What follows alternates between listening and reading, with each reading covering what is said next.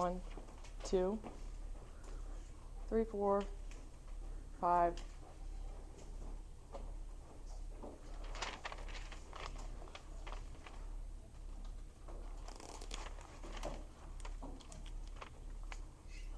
Okay. 6. Do you think we can just go through this as a group? Yes? Okay. All right, does anybody remember how to set up a Wronskian? Okay, Finn. Okay, so it's like f of x, and then under it is f prime of x, Okay. and g of x, and then g prime of x. Okay, so what's the notation that we use around a Wronskian? Straight lines, and that's important because matrices that have the little edge to them, but this one you don't.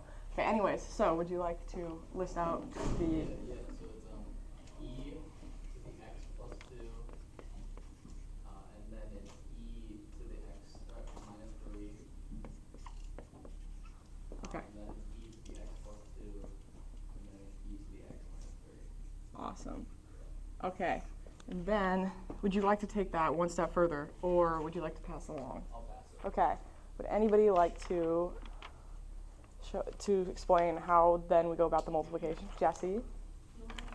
Diagonally multiply, so it would be e to the x plus 2 times e to the x minus 3. The minus the same thing, so it's a Good job, Jesse. That is exactly right.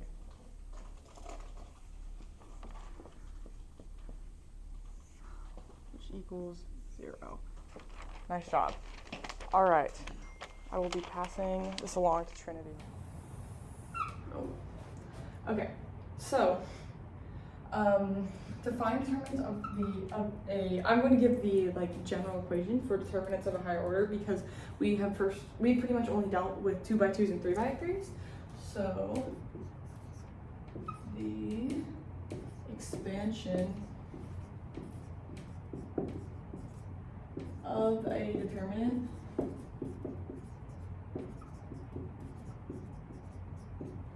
along its ith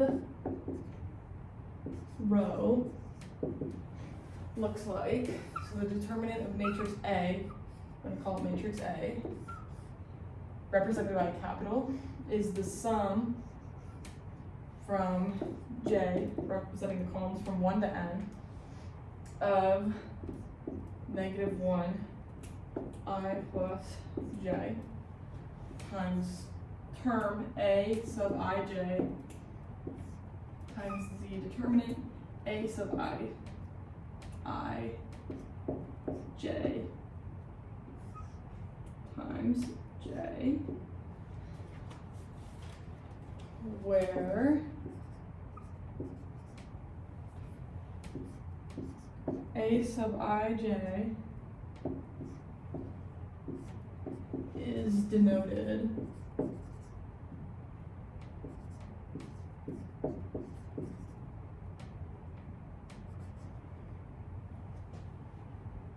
as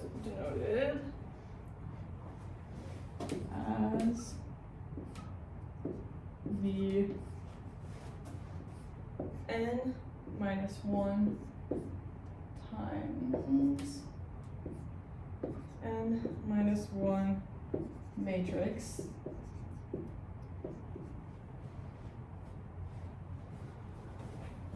obtained by deleting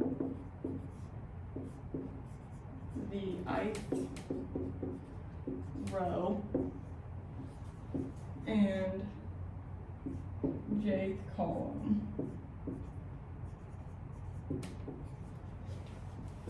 So basically what this looks like, I'm going to give an example. So take the determinant of A is equal to, we're going to take an example of our matrix. So A sub 1, 1, we'll continue that pattern. A sub 1, 3, A sub 2, 1, A sub 2, 2, A sub 2, 3, A sub 3, 1, A sub 3, 2, A sub 3, 3 is equal to, and now this is where we look to our formula, and we're just basically applying that to finding the determinant. And we do this first by looking at our first term that we're going to start with is going to end up having a positive 1 in front of this, because each term of our determinant is either going to be subtracted from or added to. And traditionally, one of the ways that we do this is by when you add the subscripts of each term together, if you get an even number, then it's going to be a positive coefficient, which we're just going to show with a 1. And if it's an odd coefficient, or if it's going to be an odd number, your coefficient is going to be negative, or the 1 will just be a negative 1. And that's represented by the summation part of this formula. This just gives us a way to kind of represent it. So this will be 1 times then our first term, so a 1 times the determinant. And how we kind of do this is we're finding the determinant by, we're kind of like eliminating this row, or this column, this row, and taking where they intersect. And that's going to be the term in front. And then we continue to take the determinant of just this 2 by 2, which now is easier. We're kind of like reducing the determinant down. So A2, 2, A2, 3, A3, 2, A7, 3, 3. And that's like the first term of finding our determinant. We've essentially just reduced it down to make the determinant easier to find. So then for our next term, this is going to be a positive term, I shouldn't say that. This is going to be added together, but our first coefficient is going to be negative, because now we're going to the first, how you start out doing this is that you choose a row to be the one where it's kind of eliminated. You're taking the determinant of the 2 by 2 created from eliminating the rows centered around that column. So for our first one here, we eliminated this one, eliminated that one. Now for this one here, we're eliminating this one, eliminating that one. So it's the same process that we've kind of done before in class, but now we just have a formula for it. So 2, 1, adding those together, it's negative. So we get a negative 1 in front times a sub 2, 1, whatever number that matrix is going to represent, times the determinant a 1, 2, a 1, 3, a sub 3, 2, a sub 3, 3. And then our last term is going to be positive a sub 1 times a sub 3, 1, the determinant a sub 1, 2, a sub 1, 3, a sub 2, 2, a sub 2, 3, the determinant of that. So for the second one here, it's kind of like we took this row, this column, and eliminated it, and we've got a sub 1, 2, a sub 1, 3, a sub 3, 2, a sub 3, 3. This just kind of gives us a formula. This gives us just a formula to replace it. So that is, this won't be incredibly relevant for this lesson in particular, but it's going to become more important when we get on to later lessons in this chapter. So yeah, we'll move on to the next section. Okay, so we are going to be moving on to the next section, which is first order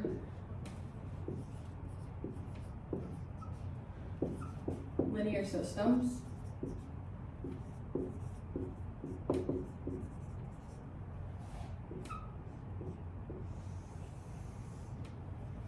So in first order linear systems, I am just going to be giving what the general form the general form of what these will look like, just so we can kind of get familiar with them. So we know differential equations, but now we are starting to move on to systems. So first, I'm just going to write it out to explain.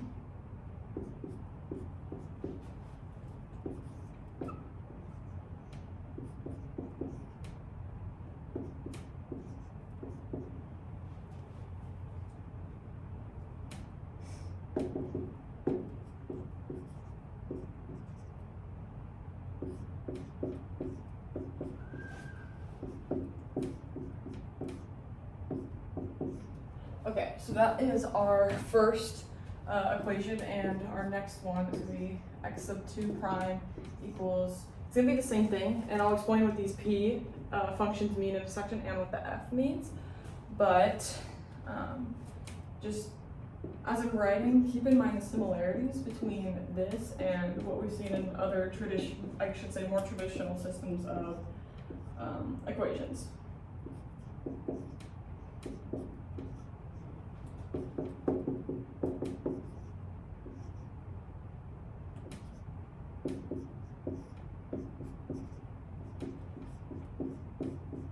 So, looking at our first order system, they're systems of differential equations because we see that they equal a differential equation, and then all of our coefficients in front of these x terms are represented by p as a function of t, and we see the subscripts on these correspond to have subscripts align with a matrix. And the unique thing about first order linear systems is that we can actually represent the parts of them as matrices. So something cool we get to do is we can first talk about the coefficient, and this will probably make more sense once I write it out. So the coefficient matrix, which we're just going to call P of t, which is represented by P sub I j of t, but actually written out in this form here looks like P sub 1 of t. That's our first term here. P sub 1 of t, P sub 1 of t, P sub 1 2 of t, P sub 1 n of t, just to kind of show like there are infinite number of columns that we can have here. Same thing, there's infinite number of rows. I'm just kind of showing like how this can go on for as many terms as you have in your given differential system of equations. So then our next row is P sub 2 1 of t, and then P sub 2 2 of t P sub 2 n of t. So the unique thing about it is that you can arrange the coefficients of your given system of differential equations as a matrix, and the matrix kind of is like, it just is in the same format as the system of differential equations that's given to you. You can just basically stack them on top of each other, and it probably seems a little bit weird at first, but it'll make more sense, I think, later on.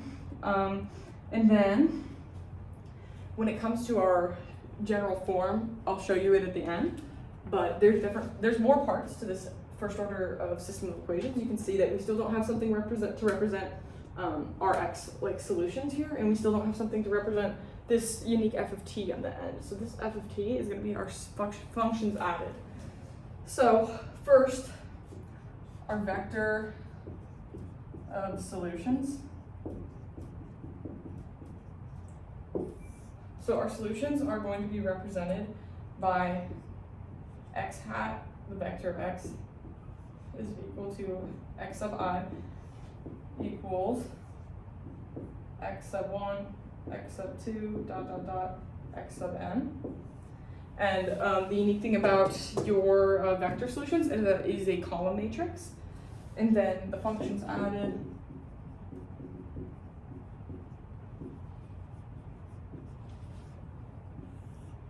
that is going to be also vector f hat of t equals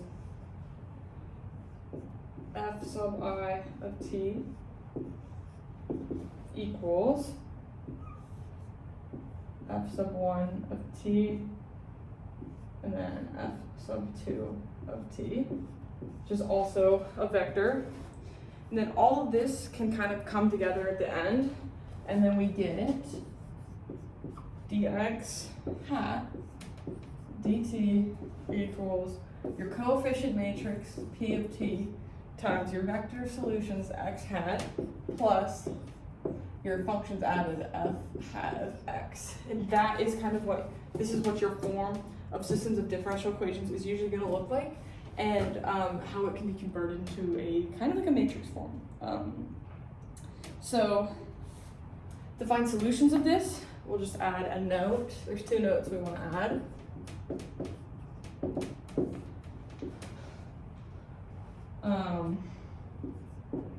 A solution to or of dx hat dt equals p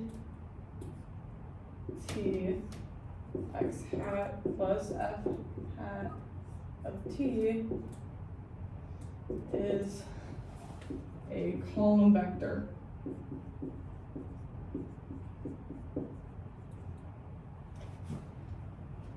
Column vector, which will look like x hat equals x of I of t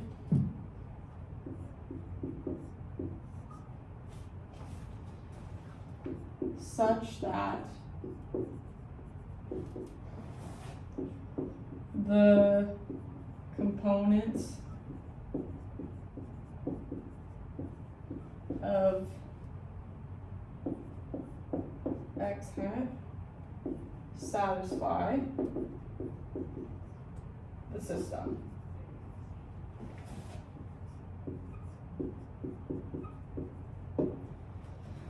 And then the next note is that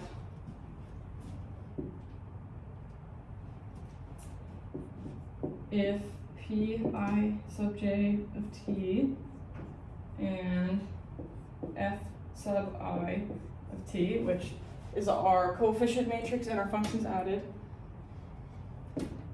are all continuous on interval I, then existence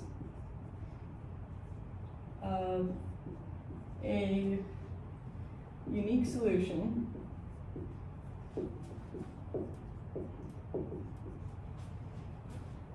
x hat of t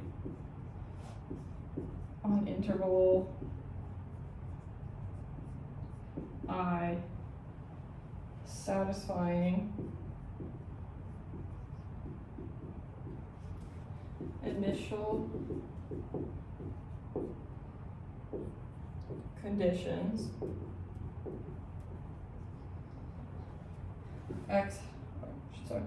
x hat A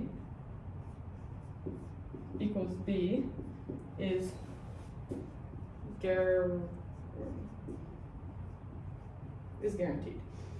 Okay, so basically it's saying that if these are both continuous on the given interval, then you can there is going to be like a unique solution that you can find with conditions that are going to be given in the problem. So we'll kind of see those in some later examples, is that when you're given the initial conditions, you can then find find a unique solution, basically.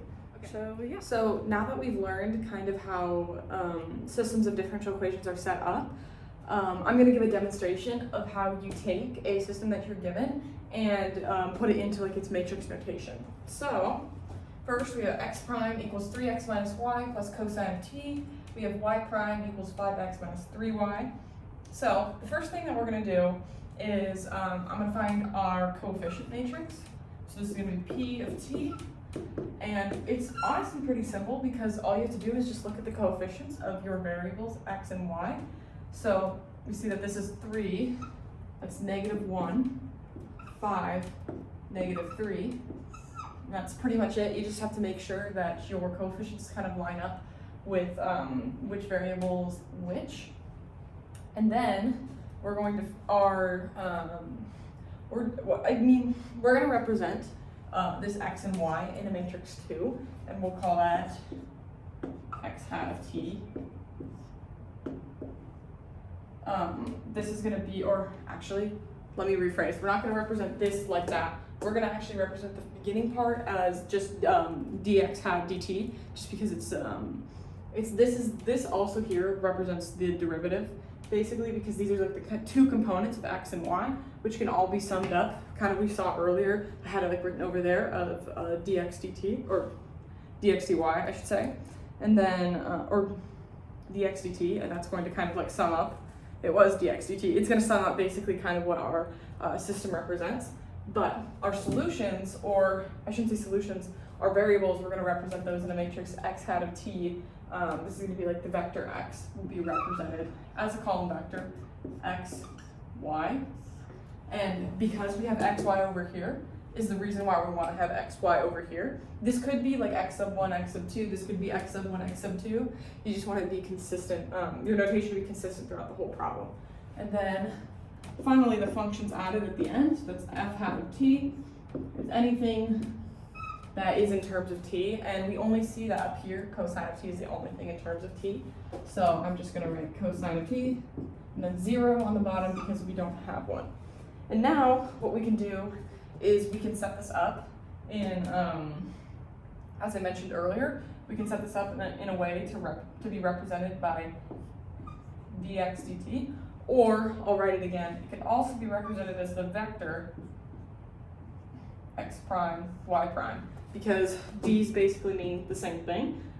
It's pretty cool how you can just set it up, and you don't have to do anything special. It's kind of just like taking the form and putting it in a matrix. So for this will be equal to, according to our form, I'll actually write our form up here, just so we can see it. Dx hat dt equals our coefficient matrix times x hat plus f hat of t. And then we can put the, just like over there, we can put the coefficient matrix first, which is 3, -1, 5, -3, times all our variables, x and y, plus, just adding on, cosine of t, and 0. And then we can represent the exact same thing, just with a different notation at the front. Well, actually, if you wanted to, is another way to represent this, is you can have these pretty much just multiplied in, which I think might show it a little bit easier for how it went from this system of equations to this matrix, because you can do matrix multiplication. So if I wanted to, I could do 3x minus y, 5x minus 3y, plus our functions added. They're kind of like the same thing. So there's a lot of different ways to represent it. We can just see how this is how they're represented by matrices. So we are going to move on to an example, or I should say more a complex example. So we have example 1.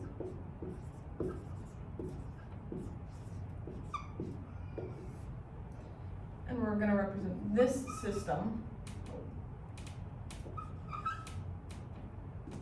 which is going to be x sub 1 prime equals 2x sub 1 minus e to the power of t times x sub 2 plus t squared x sub 3. Actually, make these bigger. Then we'll have x sub 2 prime equals the natural log of t times x sub 1 plus x sub 3, and we're going to separate those. And then x sub 3 prime equals t squared times x sub 2 minus square root of t. So now, if I was teaching in front of a live audience, I would then allow them to try this on their own first, but since I'm just teaching here to show the gaps in my lesson, I'm just going to get started. So, we'll represent this by dx hat over dt equals our coefficient matrix, 2 natural log of t, 0. This is 0 because we don't have an x sub 1 over here. And then negative e to the power of t, 0, t to the power of 2, t squared, 1, 0. And then, to represent kind of our vector of x's, again, another way to represent this is to just say x hat, because that's like our vector, it's like our vector variables, like kind of like the vector of solutions basically. Another way to represent it instead of the matrix is just as the x over here. You can kind of see it up here, same thing. That's an easier way to write it. And then adding on our variables added, we've got 0, 0, square root of t. And the reason why those both are 0 is that even though we have t terms up here, because a lot of times that t term is associated with our functions added, these are actually in front of our x terms, so they would not be considered added. Only the one here, square root of t, is considered part of our functions added. Okay, then we'll move on to another example where we can do the same process of setting up this matrix, and we'll give it two parts. So first, I'll have this matrix set up.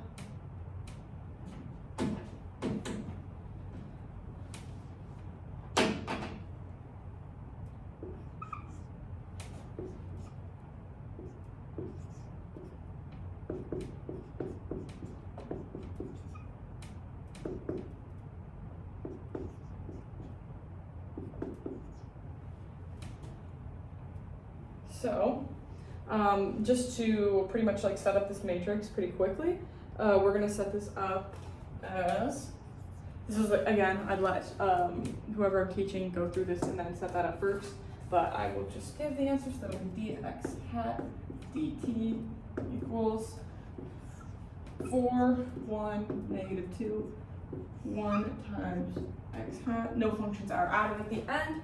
And then actually what we can do is we can then test.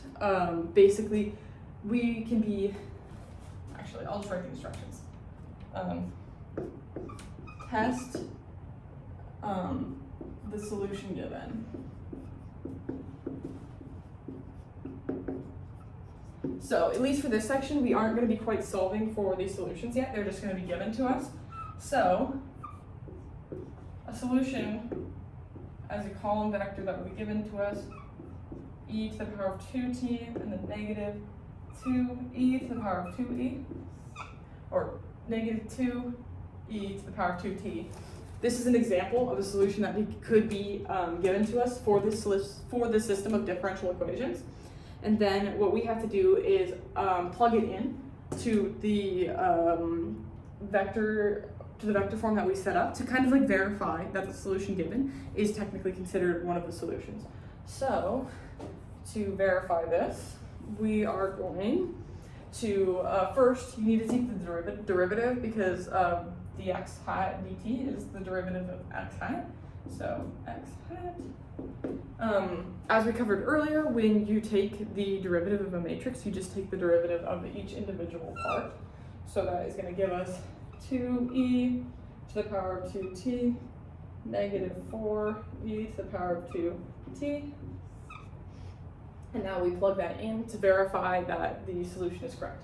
So we'll first take the derivative that we found, which is 2e to the power of 2t, negative 4e to the power of 2t equals 4, 1, negative 2, 1 times the solution we were given, 2e to the power of t.